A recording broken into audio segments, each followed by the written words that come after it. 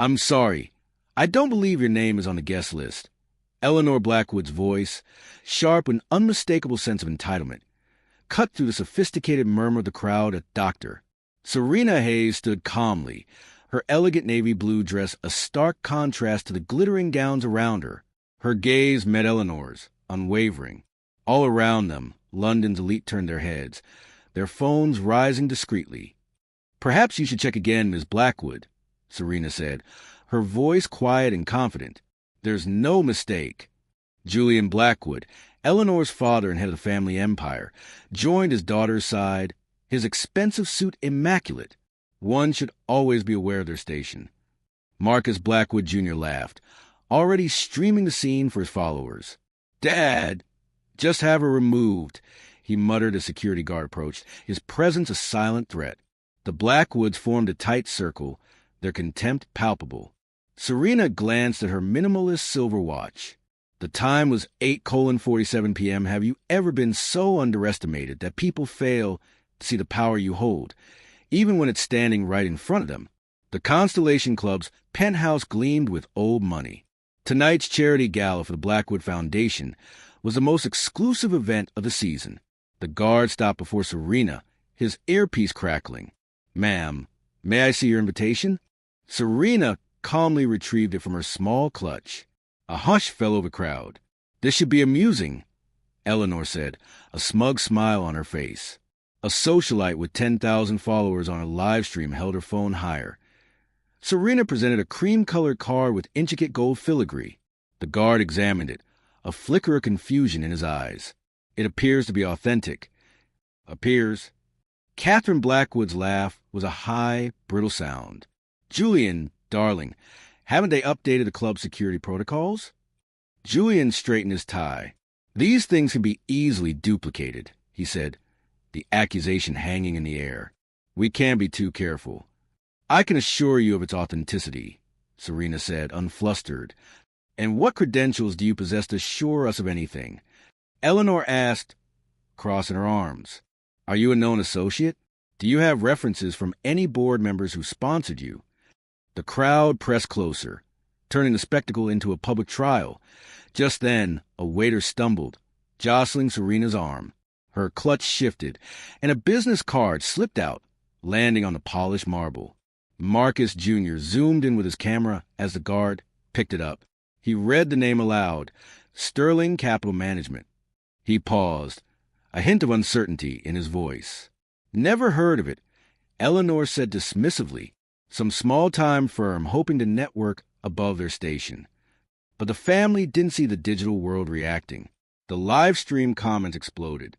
"Sterling Capital? The $50 billion hedge fund. You fools." "Ma'am, if you just step aside, we can handle this quietly," the guard suggested. "Quietly." Serena's voice was soft, but the word resonated with a chilling finality. "Ladies and gentlemen, we have a very important announcement in exactly 14 minutes, Julian said, checking his watch. "Perhaps we can deal with this matter expeditiously." The announcement was a new partnership for Blackwood Foundation, a $1.2 billion educational initiative with Atlas Industries, a deal that would secure their legacy to... In a corner of the room, a business journalist, Adam Finch, looked up from his phone. He recognized the business card. A subtle, dangerous smile touched Serena's lips, the first crack in her composed facade. "I understand," she said to Julian. "Time is precious, especially when billions are at stake." "Indeed," he replied, entirely missing the irony. "I'm glad you grasped the gravity of this evening." Eleanor gestured toward the service elevators. "The main elevators are for our guest tonight. I'm sure you understand." It was the final, public humiliation. Serena was being directed to the service exit. The live stream count hit 15,000. The hashtag Blackwood Gala began a trend, but inside their bubble of privilege, the family remained completely unaware. Serena took one step toward the service elevators, then stopped. Her phone buzzed with a message that changed her expression. "Actually," she said, turning back, "I think I'll wait for the main elevators." "Excuse me." Victoria's voice rose. "I said I'll wait." Serena's tone was calm, but there was an icy certainty underneath. I have a few calls to make. She took out her phone. The screen showed 3 missed calls from Atlas Industries board. Adam Finch's eyes widened. He knew that name. He knew what it meant for tonight's announcement. 13 minutes, Serena said, glancing at her watch. That's what you said, isn't it, Mr. Blackwood? 13 minutes until your announcement. Yes, and we can't have dashed perfect. She dialed a number with deliberate precision. That should be just enough time. The phone rang twice. Hello, George, she said into the phone. Yes, I know you're in the middle of a pre-briefing, but we need to discuss the Atlas partnership. The color drained from Julian's face. Marcus Jr. stopped filming. Eleanor's champagne glass slipped from her fingers. Only Catherine hadn't connected the dots yet. Who is she talking to? She whispered. Serena continued her conversation, her voice carrying clearly across the marble floor. I'm afraid there's been a complication with tonight's announcement. The Constellation Club fell into a deathly silence. Every conversation died. 200 pairs of eyes focused on the woman in black, speaking into her phone with surgical precision. Yes, George, I understand the contract was signed last week, Serena continued, but circumstances have changed. Julian stepped forward, his face ashen. Excuse me, miss, but who exactly are you calling? Serena held up one finger. Wait! The gesture was so naturally authoritative that Julian, the patriarch of the Blackwood Empire, stopped mid-sentence. The live stream count exploded past 31,000. She said Atlas. OMG, Blackwood is about to get wrecked. This woman is a goddess. Inside their marble bubble, the Blackwoods were still oblivious to the digital tsunami. Daddy, what's Atlas Industries? Eleanor whispered. Marcus Jr. lowered his phone, his face pale. Wait, isn't that the company we're announcing the partnership with? Adam Finch typed frantically on his laptop. His article was already taking shape. Blackwood Foundation Gala becomes public relations nightmare. 10 minutes, the event coordinator's voice announced. 10 minutes to the Atlas announcement. Julian's hand trembled. Perhaps we should postpone. No postponement necessary, Serena said, ending her call. She slid the phone back into her clutch. I just wanted to clarify some details. The security guards exchanged glances. Control, we might need the club manager, the taller one whispered into his radio. Dr. Elizabeth Carter pushed through the crowd. Eleanor, I really think. Elizabeth, please, Catherine interrupted. This is a family matter now. Family matter, Serena said, tilting her head slightly. An interesting choice of words, Mrs. Blackwood. The way she said the name, with precise pronunciation and subtle emphasis, sent a chill through the room. Marcus Jr.'s phone pinged with notifications. His story had been shared over 800 times. Someone tagged TMZ. Another person shared it to TikTok. The hashtag Blackwood Racist was starting a trend. Ma'am, I'm going to have to ask you to lower your voice. The security guard tried again. My voice. Serena looked genuinely surprised. I'm speaking normally. Perhaps the acoustics are better than you realized. She was right. Every word carried to every corner of the room. 7 minutes. A bead of sweat appeared on Julian's forehead. Julian, maybe we should call? Catherine began. Excellent suggestion, Serena said. You might want to have legal counsel review your partnership agreements, particularly the clauses regarding reputation and public image. Victoria's hand shook as she fumbled with her own phone.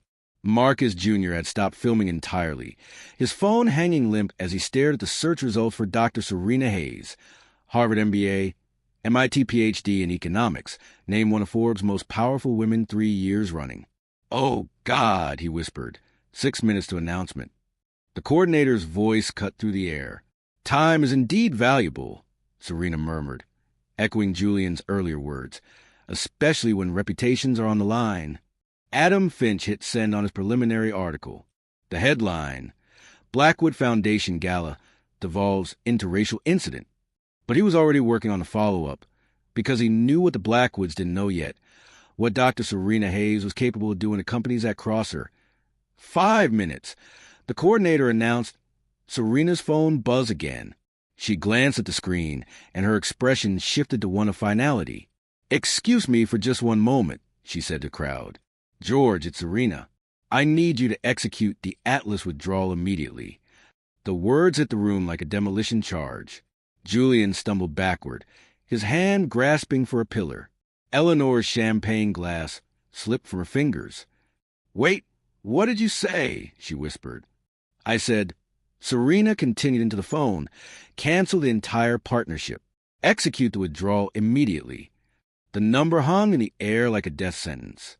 Julian's face went ashen. Adam Finch typed furiously. Breaking.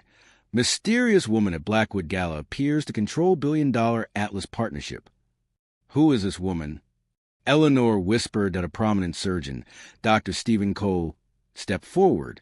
Perhaps I should introduce myself to Dr. Hayes, he said clearly. Dr. Serena Hayes, CEO and managing partner of Sterling Capital Management. The name landed like a bomb in calm water. The whispers erupted. Sterling Capital, the $50 billion fund. That's the woman who restructured the automotive sector. Julian leaned against a pillar, his Rolex looking like a child's toy compared to the quiet authority of the woman in the simple navy dress. 3 minutes to announcement. The coordinator's voice cracked. Marcus Jr. scrambled for his phone. He read the results for Dr. Serena Hayes, net worth estimated $2.3 billion, known for strategic partnerships and rapid corporate restructuring. Oh, God, we're so screwed, he breathed. Mr. Blackwood, Serena said, her voice now dangerously calm. This isn't personal. This is business. Sterling Capital's business. She checked her watch. I believe your announcement time has arrived. The family stared at her in collective devastation. But Kesha Washington wasn't finished yet. She reached into her clutch and withdrew a single sheet of paper, legal letterhead. There's something else you should know, she said, unfolding the document with deliberate care. The paper rustled in the marble silence. Sterling Capital Management doesn't just control the Atlas Partnership. Her smile returned. We also own 34.7% of Blackwood Industries itself.